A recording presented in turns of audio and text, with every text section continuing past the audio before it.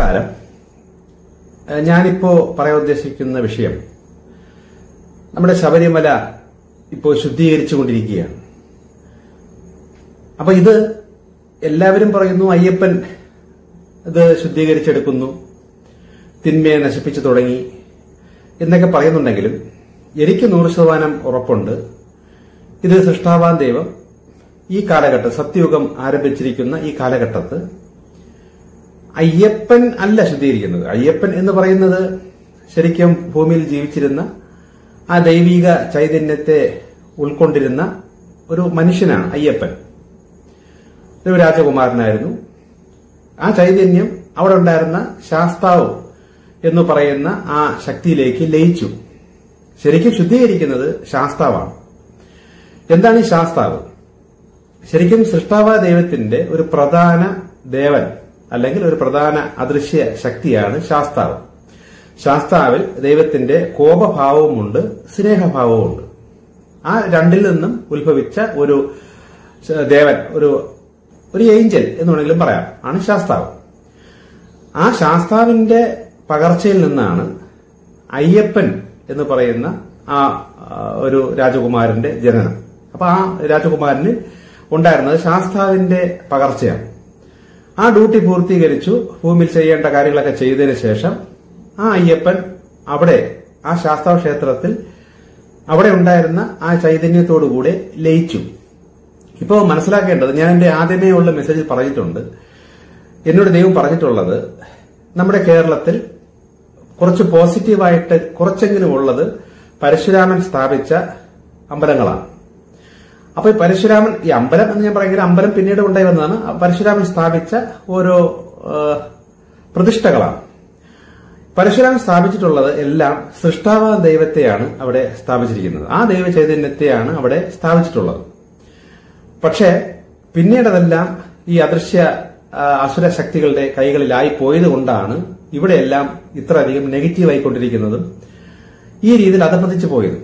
പക്ഷെ ഇത്രയും നാളും എന്തുകൊണ്ട് ഇത് ശുദ്ധീകരിച്ചെടുത്തില്ല എന്ന് പറഞ്ഞാൽ, നെഗറ്റീവ് ശക്തികളുടെ മൂർധന്യ അവസ്ഥയിൽ ഈ കലിയുഗം അതിന്റെ ശക്തി ഒത്ത് ആ ലെവലിൽ എത്തിക്കഴിയുമ്പോഴാണ് സൃഷ്ടാവാ ദൈവം നേരിട്ട് ചില പ്രവൃത്തികൾ ആരംഭിക്കുന്നത്. അത് കാലഘട്ട ചേഞ്ചിങ് സമയമാകുമ്പം ആ ദൈവം തന്നെ പ്രകൃതി തന്നെ മെയിനായിട്ട് ചില മാറ്റങ്ങൾ ചെയ്യും. അത് തുടങ്ങുമ്പോൾ ഈ പൈശാചിക അസുര ശക്തികൾക്ക് യാതൊരു രക്ഷയില്ല.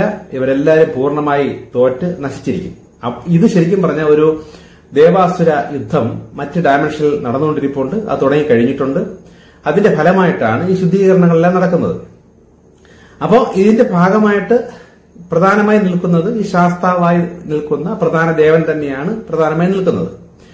നമ്മുടെ ശബരിമലയും ഒക്കെ പരശുരാമൻ സ്ഥാപിച്ച അമ്പലങ്ങളാണ്. അത് മാത്രമല്ല, ചില യോഗീശ്വരന്മാർ അല്ലെങ്കിൽ സൃഷ്ടാവാൻ ദൈവത്തിന്റെ പകർച്ചയിൽ ആ ദൈവത്തിന്റെ ഡ്യൂട്ടിക്കായിട്ട് വരുന്ന ചില മനുഷ്യ അവതാരങ്ങൾ എന്ന് വേണമെങ്കിൽ നമുക്ക് പറയാം. അവരൊക്കെ ദൈവത്തിന് വേണ്ടി വലിയ കാര്യങ്ങൾ ചെയ്യുകയും ഗുരുക്കന്മാരായി നിന്ന് പലതും പഠിപ്പിക്കുകയും ചെയ്തതിനു ശേഷം അവരുടെ സമാധി അല്ലെങ്കിൽ മരണസമയം ഏതെങ്കിലും ഇതേപോലുള്ള പ്രധാന ദൈവത്തിന്റെ ഹൈ പോസിറ്റീവ് നിറഞ്ഞു നിൽക്കുന്ന സ്ഥലങ്ങളിലായിരിക്കും അവരുടെ സമാധി നടക്കുന്നത്. അങ്ങനെയുള്ള സ്ഥലങ്ങളെല്ലാം വിശുദ്ധമായി സൂക്ഷിക്കും എന്ന് ദൈവം തന്നെ എന്നോട് പറഞ്ഞിട്ടുണ്ട്. അത് ഹൈന്ദവം മാത്രമല്ല, ഈ മുസ്ലിംസ് ആണെങ്കിലും ക്രിസ്ത്യൻസ് ആണെങ്കിലും യഹൂദ മതമാണെങ്കിലും ഏത് മതമാണെങ്കിലും ദൈവത്തിന് വേണ്ടി ഡ്യൂട്ടിയായിട്ട് വന്ന ദൈവവുമായി ചേർന്ന് സൃഷ്ടാവാൻ ദൈവവുമായിട്ട് ചേർന്ന് നിന്ന ആ ശരിക്കുള്ള യോഗീശ്വരന്മാർ അല്ലെങ്കിൽ ഗുരുക്കന്മാർ അല്ലെങ്കിൽ പുരോഹിതന്മാർ അവർ മരിച്ച കേന്ദ്രങ്ങളെല്ലാം ഇപ്പൊ പള്ളികളും അല്ലെങ്കിൽ അമ്പലങ്ങളും ഒക്കെ ആയി മാറിയിട്ടുണ്ട്. അതുകൊണ്ടാണ് അത് ഇത്രയും പ്രശസ്തമായി വരുന്നത്. അവരുടെ ചൈതന്യം അവിടെ ലയിച്ചത് കൊണ്ടാണ്. അങ്ങനെയുള്ള സ്ഥലങ്ങളെല്ലാം വിശുദ്ധമായി ദൈവം സൂക്ഷിക്കുമെന്നും അതൊക്കെ പോയി സന്ദർശിച്ചിരിക്കണമെന്നും എന്നോട് ദൈവം പറഞ്ഞിട്ടുണ്ട്. പല സ്ഥലങ്ങളിൽ ഞാൻ പോയി സന്ദർശിച്ചിട്ടുമുണ്ട്. ഇത് മുസ്ലിംസിന്റെ ഉണ്ട്, ക്രിസ്ത്യൻസിനുണ്ട്, എല്ലായിടും ഉണ്ട്. ഇതിൽ ഒരു ഭൂമിയിലുള്ളൊരു പദ്ധതിയാണ്, അല്ലെങ്കിൽ ഒരു മതത്തിൽ ഊന്നിയുള്ള കാര്യമല്ല. അപ്പൊ അങ്ങനെയുള്ള കേന്ദ്രങ്ങളൊക്കെ ദൈവം തന്നെ ഈ അന്ത്യകാലത്ത് സത്യയുഗം തുടങ്ങുമ്പോൾ ശുദ്ധീകരിച്ച് എടുത്തു തുടങ്ങും. അത് എടുത്തു തുടങ്ങിയിട്ടുണ്ട്. അതിന്റെ ഫലമാണ് ഇപ്പോൾ സംഭവിച്ചു തുടങ്ങിയിരിക്കുന്നത്. ഇനി ബാക്കി സ്ഥലങ്ങളെല്ലാം ഇതേപോലെ ശുദ്ധീകരിക്കും. എന്നാൽ എല്ലാ അമ്പലങ്ങളും അല്ലെങ്കിൽ എല്ലാ ആരാധന കേന്ദ്രങ്ങളും അങ്ങനെ ശുദ്ധീകരിക്കപ്പെടില്ല. ചിലതെല്ലാം ദൈവം നശിപ്പിക്കാൻ ഇട്ടിരിക്കുന്നതുണ്ട്. കാരണം ഈ ദൈവത്തിന്റെ ആ ഫുൾ പോസിറ്റീവായി നിൽക്കുന്ന ആ ചില യോഗീശ്വരന്മാരിലൂടെയാണ് ശരിക്കും ദൈവം ആഗ്രഹിച്ച, ദൈവം പ്ലാൻ ചെയ്ത ഇങ്ങനെയുള്ള ആരാധനാ കേന്ദ്രങ്ങൾ വന്നിട്ടുള്ളത്. എന്നാൽ ചില അസുര ശക്തികൾ ബിസിനസിന് വേണ്ടിയിട്ടും അല്ലെങ്കിൽ മറ്റ് അദൃശ്യ നെഗറ്റീവ് ശക്തികളുടെ പ്രേരണയാലും ഒരുപാട് ആരാധനാ കേന്ദ്രങ്ങൾ, അമ്പലങ്ങളും ഒക്കെ ഇതിനോടൊപ്പം തന്നെ ഉണ്ടായി വന്നിട്ടുണ്ട്. അവിടെയെല്ലാം ദൈവത്തിന്റെ നശീകരണമൊക്കെ സംഭവിക്കും. എന്നാൽ ദൈവത്താൽ നിയോഗിക്കപ്പെട്ടവർ സ്ഥാപിച്ചെടുത്ത അല്ലെങ്കിൽ അവരുടെ പ്രതിഷ്ഠയാൽ ഉണ്ടായി വന്ന അമ്പലങ്ങളെല്ലാം ദൈവം തന്നെ ശുദ്ധീകരിച്ചെടുക്കും എന്നും പറഞ്ഞിട്ടുണ്ട്. പരശുരാമൻ സ്ഥാപിച്ച അമ്പലങ്ങൾ ശരിക്കും പറഞ്ഞാൽ അവിടെ രൂപങ്ങളൊന്നും കൊത്തിവെച്ച, മനുഷ്യമായിട്ടുള്ള ഭാവന രൂപങ്ങളൊന്നും കൊത്തിവെച്ച സ്ഥലങ്ങളല്ല. പകരം ഏതെങ്കിലും ഒരു കല്ല്, ശിവലിംഗം എന്ന രീതിയിൽ ഭൂമിയിൽ നശിച്ചു പോകാത്ത നല്ല ഹാർഡായിട്ടുള്ള ഒരു കല്ലിനെ എടുത്ത് പ്രകൃതിയുടെ സ്ത്രീയും പുരുഷനും ചേർന്ന ഒരു ഭാവത്തിലാണ് ആ കല്ലവിടെ പരശുരാമൻ സ്ഥാപിച്ചിട്ടുള്ളത്. പക്ഷെ പിന്നീട് ഈ വർഷങ്ങൾക്ക് ശേഷം ഇത് പുതിയ പുതിയ തലമുറകൾ അമ്പലമാക്കിയും അതാക്കിയും ഉണ്ടായി വരുമ്പോ ഇതിൽ മനുഷ്യന്റെ ബുദ്ധിയാൽ അല്ലെങ്കിൽ മറ്റ് അദൃശ്യ ശക്തികളുടെ പ്രേരണയാൽ ഒരുപാട് രൂപങ്ങൾ കൊത്തിവെച്ച് അവരുടെ ഇഷ്ടത്തിൽ ഭാവന രൂപങ്ങളെല്ലാം ഇവിടെ കുത്തി നിറച്ച് വെക്കുകയുണ്ടായതാണ് ശരിക്കും പറഞ്ഞാൽ പിന്നീട് അതെല്ലാം നെഗറ്റീവായി മാറിക്കൊണ്ടേയിരിക്കുന്നത്. അപ്പൊ അങ്ങനെയുള്ള സ്ഥലങ്ങളെല്ലാം നെഗറ്റീവ് ആയിക്കൊണ്ടിരിക്കും തോറും കൂടുതൽ ഇങ്ങനെയുള്ള കാര്യങ്ങൾ വരിക മാത്രമല്ല, ഇപ്പം പല സ്ഥലങ്ങളിൽ നിന്നും അലഞ്ഞു തിരിയുന്ന ദുരാത്മാക്കള്, ശല്യം ചെയ്യുന്ന പ്രേതാത്മാക്കൾ, ഇതെല്ലാം കൊണ്ടുവന്ന് ഇങ്ങനെയുള്ള അമ്പലങ്ങളിലാണ് ഇപ്പൊ തളച്ചിടുന്നത്. അങ്ങനെയൊക്കെയാണ് മൊത്തം നെഗറ്റീവായി പോയത്. മാത്രമല്ല ഇവിടെ പരിപാലിക്കാൻ വരുന്ന ആ സംഘാടകരും അല്ലെങ്കിൽ പുരോഹിതനും ഇവരൊക്കെ ശരിക്കും പറഞ്ഞാൽ പിന്നീട് നെഗറ്റീവ് സ്വാധീനം, അദൃശ്യമായ പൈശാചിക ശക്തികളുടെ സ്വാധീനത്താൽ ഉള്ളവരായതുകൊണ്ട് അവരുടെ കർമ്മത്തിലൂടെ എല്ലാം ഈ സ്ഥാപനങ്ങളെല്ലാം നെഗറ്റീവ് ആയിക്കൊണ്ടിരിക്കുകയും ഇവിടെയാണ് ആ സൃഷ്ടാവാൻ ദൈവം തന്നെ ഈ 2012 ശേഷം ആ കാലഘട്ടം ചേഞ്ച് ആക്കുകയും ദൈവം തന്നെ നേരിട്ട് ചില ശക്തികളെ അയച്ച് ഇതിനെല്ലാം തിരിച്ച് ക്ലിയർ ചെയ്ത് എടുത്തുകൊണ്ടിരിക്കുന്ന ഒരു പ്രക്രിയ ഇപ്പോ തുടങ്ങിക്കഴിഞ്ഞതും നടന്നുകൊണ്ടിരിക്കുന്നത്. അപ്പൊ ഇതിന്റെ ഒരു മെയിനായിട്ടൊരു പ്രശ്നം എന്നല്ല പറയാനുള്ളത്, ഒരു ഗുണം എന്ന് പറഞ്ഞാൽ ഇനി ഈ അമ്പലങ്ങളിലെല്ലാം ശരിക്കും ദൈവത്തിന്റെ നീതി, ന്യായവിധിയെ നടക്കുകയുള്ളൂ. ഇത്രയും നാളും ന്യായമായിട്ടല്ല കാര്യങ്ങൾ നടന്നുകൊണ്ടിരുന്നത് അവിടെ ഇരുന്ന ശക്തികൾ ഉൾപ്പെടെ. കാരണം ദൈവത്താൽ നിയോഗിക്കപ്പെട്ട വ്യക്തി അവിടെ ദൈവത്തിന്റെ ശരിക്കും ഉള്ള ആ കാര്യം വെക്കുമ്പോൾ, ഇപ്പം ശിവലിംഗം എന്ന രീതിയിൽ ഒരു കല്ലിനെ പ്രകൃതിയായിട്ട് കണക്കാക്കി വെക്കുമ്പോൾ അതിൽ ദൈവത്തിന്റെ എല്ലാ ശക്തികളും അതിന്റെ അകത്തുണ്ട്. പോസിറ്റീവ് ശക്തിയുണ്ട്, ശിക്ഷിക്കാനുള്ള ശിക്ഷിച്ച് നന്നാക്കുന്ന നെഗറ്റീവ് ശക്തികളുണ്ട്, ഗുണമൊക്കെ തരുന്ന പോസിറ്റീവ് ശക്തികളുണ്ട്. അപ്പൊ ഇവരിത് ശരിക്കും അവിടെ ആരാധിക്കാൻ വരുന്നവരുടെ പ്രവൃത്തിയും മനസ്സും ഒക്കെ നോക്കിയിട്ടാണ് ഇവർക്ക് ഫലം കൊടുക്കുന്നത്. അപ്പൊ തെറ്റായി വരുന്നവരെ ശിക്ഷിക്കേണ്ട രീതിയിൽ ശിക്ഷിക്കും, ഗുണം കൊടുക്കേണ്ടവർക്ക് ഗുണം കൊടുക്കും. അപ്പൊ ഇത് ശരിക്കും ഭാവിയിൽ പിന്നെ ഈ പൈശാചിക ശക്തികളുടെ നിയന്ത്രണത്തിലേക്ക്, അവരുടെ സ്വാധീനത്തിലേക്ക് വന്നപ്പോൾ ശരിക്കും പറഞ്ഞാൽ ഇവിടുത്തെ പോസിറ്റീവ് ചൈതന്യം അല്ലെ സൃഷ്ടാവാൻ ദൈവത്തിൽ നിന്ന് വന്ന ശരിക്കുള്ള ആ ശക്തികളെല്ലാം താനെ അത് അവിടെ നിന്ന് പിന്മാറി തുടങ്ങി. കാരണം മ്ലേച്ഛതയുള്ളിടത്ത് ഈ പോസിറ്റീവ് ശക്തികളൊന്നും ഇരിക്കില്ല. അവർക്ക് വേണ്ട ഒരു നിലവാരവും കാര്യങ്ങളും ഉണ്ടെങ്കിൽ അവരവിടെ കാണും, അല്ലെങ്കിൽ അത് വിട്ട് അകന്നു മാറിപ്പോകും. അപ്പൊ അങ്ങനെ പോയി ഫുൾ നെഗറ്റീവായി പോയപ്പോ എന്ത് സംഭവിച്ചെന്ന് വെച്ചാൽ ഒരു നീതി ന്യായം ഇല്ലാതെയാണ് അവിടെ പിന്നെ വലിഞ്ഞേറിയിരിക്കുന്ന ആ പൈശാചിക അസുര ശക്തികൾ ജനങ്ങൾക്ക് കാര്യങ്ങളെല്ലാം ചെയ്തു കൊടുത്തുകൊണ്ടിരുന്നത്. ഒരു ഉദാഹരണം പറഞ്ഞാൽ ഇപ്പൊ ഒരു റിയൽ എസ്റ്റേറ്റ് അല്ലെങ്കിൽ ഒരു മണൽ മാഫിയ, മണ്ണ് മാഫിയ എന്നൊക്കെ പറയുന്ന അല്ലെങ്കിൽ ഒരു പണം തട്ടുന്ന ബ്ലൈഡ് മാഫിയ എന്നൊക്കെ പറഞ്ഞ് നടക്കുന്ന ഈ വ്യക്തികളൊക്കെ അവിടെയൊക്കെ പോയിട്ട് വലിയ എമൗണ്ടുകൾ ഓഫർ ചെയ്ത്, അപ്പൊ അവിടെ ഓഫർ ചെയ്യുന്ന ആരുടെത്താണ്? ശരിക്കും ഉള്ള ആ ചൈതന്യത്തോടെ ദൈവത്തോടല്ല, അവിടെ ഇരിക്കുന്ന ഏതോ പൈശാചിക ശക്തി രൂപത്തിലൊക്കെ ഇരിക്കുന്ന പ്രതിമയിലിരിക്കുന്ന ആ നെഗറ്റീവ് ശക്തികളെടുത്താണ് പോയി ഓഫർ ചെയ്യുന്നത്. അപ്പൊ ഓഫർ ചെയ്യുമ്പോൾ അവർക്ക് അതിന്റേതായ ഗുണവും നേട്ടവും കൊടുക്കും. ഇപ്പൊ ഇവരുടെ വിചാരം, ഇപ്പൊ ഉദാഹരണത്തിന് ശബരിമലയിൽ പോകുമ്പോൾ ഈ അയ്യപ്പനാണ് അവർക്ക് നേട്ടം തരുന്നത് എന്നാണ് ഈ ദുഷ്ടന്മാരുടെയൊക്കെ വിചാരം. ശരിക്കും പറഞ്ഞാൽ അവിടെ ഇരിക്കുന്ന നെഗറ്റീവ് ശക്തികളാണ് ഇവർക്ക് ഗുണം കൊടുത്തുകൊണ്ടിരിക്കുന്നത്. കാരണം നാളെ ഇനിയും വരണം, കൂടുതൽ അവിടെ ചെയ്യണം. അപ്പൊ അവിടെ മോഷണവും, ഇപ്പൊ അരവണയില് തിരിമറി അല്ലെങ്കിൽ കൊടിമരത്തിൽ മോഷണം എന്തൊക്കെ ചെയ്താലും ഇവർക്കൊക്കെ ഗുണങ്ങൾ കിട്ടിക്കൊണ്ടിരിക്കും. പണം അടിച്ചുകൊണ്ട് പോയാലും അവർക്ക് വലിയ പ്രശ്നമൊന്നും വരില്ല. അപ്പൊ ഇവരുടെയൊക്കെ വിചാരം എന്ന് വെച്ചാൽ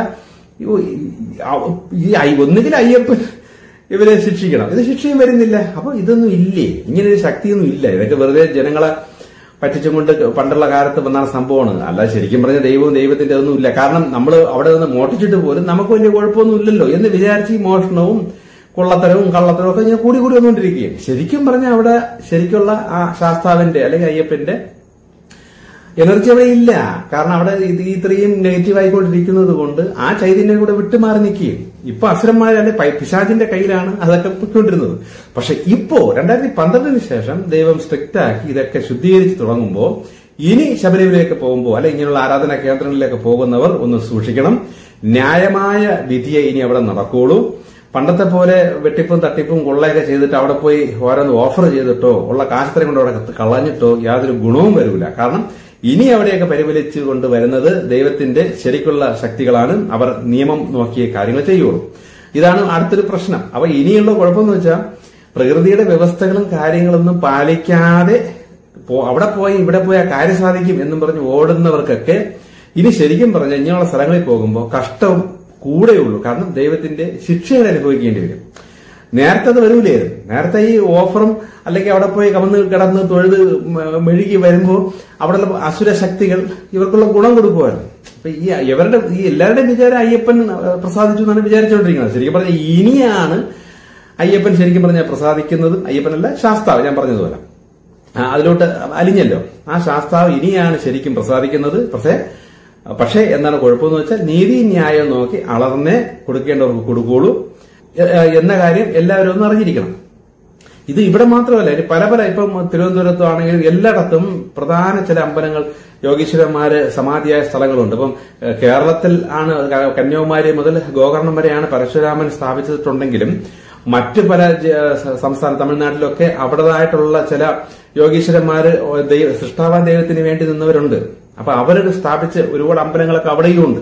ഇവിടെ എല്ലാം ശുദ്ധീകരിച്ച് വരും. പ്രത്യക്ഷത്തിലൊരു ശുദ്ധീകരണം നമ്മൾ ചിലപ്പം കാണൂലെങ്കിലും ഇനി അങ്ങോട്ട് അവിടെ നിന്ന് വെട്ടിപ്പോ തട്ടിപ്പോ അല്ലെ ഇങ്ങനെയുള്ള കാര്യങ്ങളൊക്കെ ചെയ്യുന്നവർക്ക് അതിന്റേതായ ഭയങ്കരമായ കഷ്ടവും ശിക്ഷകളും അവരെ കുടുംബത്തിൽ അവർ അനുഭവിച്ചു തുടങ്ങുമ്പോൾ അവരൊക്കെ താനെ നന്നാകുന്ന രീതിയിലും ചില സ്ഥലങ്ങളിൽ സംഭവിച്ചു തുടങ്ങി. കാരണം നേരത്തെ അങ്ങനെ ഒരു കുഴപ്പമില്ലായിരുന്നു. അപ്പൊ ഇത് കാരണം എന്ത് പ്രശ്നമെന്ന് വെച്ചാൽ ഈ പോറ്റിയാണെങ്കിലും അല്ലെങ്കിൽ പുരോഹിതനാണെങ്കിലും അവിടുത്തെ സംഘാടകർ അല്ലെങ്കിൽ ഈ കമ്മിറ്റിയിലേക്കുള്ള മെയിൻ ആൾക്കാരാണെങ്കിലും യാതൊരു ദൈവമയം ഇല്ലാതെ പുറമെ ഇങ്ങനെ തൊഴുത് ഒരു ചടങ്ങ് പോലെ ആണ് ഇത്ര പൊയ്ക്കൊണ്ടിരുന്നത്. ഇനി ശരിക്കും ഇവരൊക്കെ ആകെ ഒന്ന് ഭയക്കും. ദൈവഭയം ശരിക്കും വരും. കാരണം എന്ത് ചെറിയ മൈന്യൂട്ട് കാര്യത്തിലും കറക്റ്റായിട്ടുള്ള ശിക്ഷകൾ ഇവർക്ക് കിട്ടിത്തുടങ്ങുമ്പോൾ പണ്ടത്തെ കാലത്ത് ഉണ്ടായിരുന്നത് പോലെ യഥാർത്ഥ ദൈവഭക്തി വരികയും ഇവർ വീട്ടിലോ നാട്ടിലോ കള്ളത്തരോ കൊള്ളത്തരോ ചെയ്താൽ പോലും അമ്പലത്തിൽ വിറച്ചും പേടിച്ചും ഭയപ്പെട്ടും വരുന്ന ഒരു ലെവലിലേക്ക് ഇവരെ ദൈവം കൊണ്ടുവന്നിരിക്കും. ഇപ്പൊ തന്നെ ഇപ്പോഴത്തെ ഈ വിഷയമായിട്ട് ബന്ധപ്പെട്ട് ശരിക്കും പറഞ്ഞ ആർക്കെല്ലാം സമാധാനം പോയി കിടപ്പുണ്ട്. ഇപ്പൊ പിടിച്ചതും ജയിലിലായതും ഈ അമ്പലം കൊള്ള നടത്തിയതിന്റെ പേരിൽ 2, 3, 4 പേരാണെങ്കിലും ഇതുമായി ബന്ധപ്പെട്ട് വെട്ടിപ്പും തട്ടിയവരൊക്കെ പുറത്ത് വന്നിട്ടില്ലെങ്കിലും അവർക്കൊന്നും ഇപ്പൊ ഉറക്കമില്ല, സമാധാനമില്ല. ഇത് മാത്രമല്ല, മറ്റു പല അമ്പലങ്ങളിൽ ഇപ്പൊ ഗുരുവായൂരും അപ്പൊ ഇങ്ങനെയുള്ള സ്ഥലങ്ങളിലെല്ലാം വെട്ടിപ്പ് തട്ടി നടത്തിക്കൊണ്ടിരിക്കുന്നവർക്കൊക്കെ സമാധാനം പോയി കിടന്നു. ഇവർക്കൊക്കെ സമാധാനം പോയി കിടക്കുകയാണ് ഇപ്പൊ. കാരണം ഏത് നിമിഷം വേണോ പിടി വീഴും. ഇനി അഥവാ പ്രത്യക്ഷത്തിൽ അത് ഈ ഗവൺമെന്റ് അല്ലെങ്കിൽ നിയമം പിടിച്ചില്ലെങ്കിൽ പോലും അവർക്ക് അവരുടെ കുടുംബത്തിൽ നിന്ന് ഭയങ്കരമായ കഷ്ടങ്ങളും പ്രശ്നങ്ങളൊക്കെ ഇനി അങ്ങോട്ട് അനുഭവിക്കേണ്ടി വരും. പണ്ട് 2012 മുമ്പ് ഉണ്ടായിരുന്ന സുഖമൊന്നും ഈ ദൈവത്തെ വഞ്ചിച്ചവന്മാർക്ക് അല്ലെങ്കിൽ ഈ ദൈവത്തിന്റെ പേരിൽ ഈ വെട്ടിപ്പും തട്ടിപ്പും നടത്തുന്നവർക്കൊന്നും ഇനി ഉണ്ടാവൂല. സുഖം ഇനി ഇല്ല. ഇത് ഹിന്ദു മേഖല മാത്രമല്ല, ക്രിസ്ത്യൻസ് ആണെങ്കിലും പാസ്റ്റർമാരാണെങ്കിലും പള്ളിയച്ചന്മാരാണെങ്കിലും ഒക്കെ പണ്ടത്തെ പോലത്തെ സുഖങ്ങളൊന്നും ഇനി കിട്ടൂല. പുറമേ കാറിലൊക്കെ പോണെങ്കിലും ക്യാൻസർ അതേപോലെ മുതലായ മാരക രോഗങ്ങൾ, അതായത് വൈദ്യശാസ്ത്രം എത്ര പണം ഉണ്ടെങ്കിലും ചികിത്സിച്ചാൽ മാറാൻ പറ്റാത്ത ലെവലിൽ അത് പ്രകൃതിക്കറിയാം. എന്ത് കൊടുത്താൽ ഇവർക്കുള്ള കർമ്മത്തിന്റെ ഫലം ഇവർക്ക് അത് ബാലൻസ് ആകും, ഇവർ അനുഭവിച്ച് തീരണമെങ്കിൽ എത്ര കോടികളുണ്ടെങ്കിൽ പോലും ചിലവാക്കിയാൽ പോലും അതിൽ നിന്ന് രക്ഷപ്പെടാൻ കഴിയാത്ത രീതിയിൽ ശിക്ഷകൾ നൽകാനുള്ള വഴി പ്രകൃതിക്കറിയാം. അപ്പൊ നമുക്ക് വിചാരിക്കാം അവയവം മാറ്റി അത് മാറ്റി കോടിക്കണക്കിന് രൂപ ഉണ്ടെങ്കിൽ എല്ലാം ഓക്കെ എന്ന് വിചാരിച്ചാലും അതൊന്നും നിൽക്കില്ലേ. മനുഷ്യന്റെ ബുദ്ധിയിൽ നിന്നും മറികടന്ന് ഈ ബുദ്ധിമാനെ ശിക്ഷിക്കാനുള്ള വഴിയെല്ലാം ദൈവത്തിന് അല്ലെ പ്രകൃതിക്ക് അറിയാം. അതൊക്കെ തുടങ്ങിയിട്ടുണ്ട്. ഇപ്പൊ നടന്നുകൊണ്ടിരിക്കുന്ന എല്ലാം ഒരു തുടക്കം മാത്രം. ഒരു സൈഡില് ശരിക്കുള്ള ഭക്തരെ അല്ലെങ്കിൽ ദൈവത്തെ ആത്മാർത്ഥമായി ആഗ്രഹിക്കുകയും സ്നേഹിക്കുന്നവരെയും ദൈവം ഉയർത്തിക്കൊണ്ടുവരികയും മറുഭാഗത്ത് ദൈവത്തിന്റെ പേരിൽ യാതൊരു ദൈവഭയവും ഇല്ലാതെ തോന്നിയതുപോലെയും ഇങ്ങനെ വെട്ടിപ്പും തട്ടിപ്പും കൊള്ളയും കുടുംബത്തിൽ എങ്ങനെയായാലും പ്രകൃതിയുടെ വ്യവസ്ഥകളൊന്നും പാലിക്കാതെ മനുഷ്യന്റെ ബുദ്ധിയാണ് വലുത്, മനുഷ്യൻ തന്നെയാണ് എല്ലാം, സയൻസ് ശാസ്ത്രം എന്നൊക്കെ നടക്കുന്നവർക്കൊക്കെ അതിന്റേതായ ഫലങ്ങൾ നൽകി ഇവരെയൊക്കെ പഠിപ്പിക്കുന്ന ഒരു കാലവും തുടങ്ങിയിട്ടുണ്ട്. അത് നടന്നുകൊണ്ടിരിപ്പുണ്ട്. ഓക്കെ, ഇനി ചില കാര്യങ്ങളൊക്കെ അടുത്തത്.